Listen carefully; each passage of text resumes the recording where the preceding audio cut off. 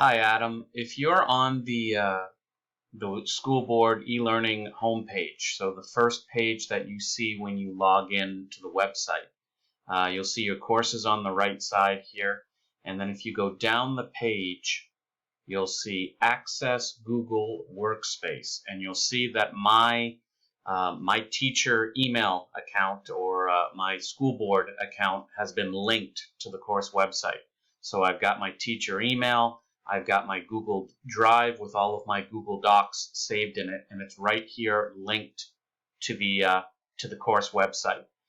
If you go down this page, you'll probably see that your mytools2go email has not been linked yet, and so there'll probably be a button here that'll ask you to link it, and you'll have to click it, and then a new screen will probably open up on the left side here, and you'll have to type in your email, your mytools2go email, and then this box will say authorize, and if you click authorize, you should be able to link your account.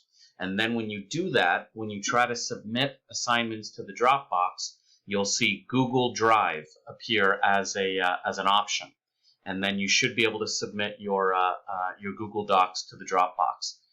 If you have any trouble doing that, just let me know. On Monday, if you can meet just for 5 minutes on Google Meet, I can show you how to do this. It's really quick. So if you have any trouble, just let me know.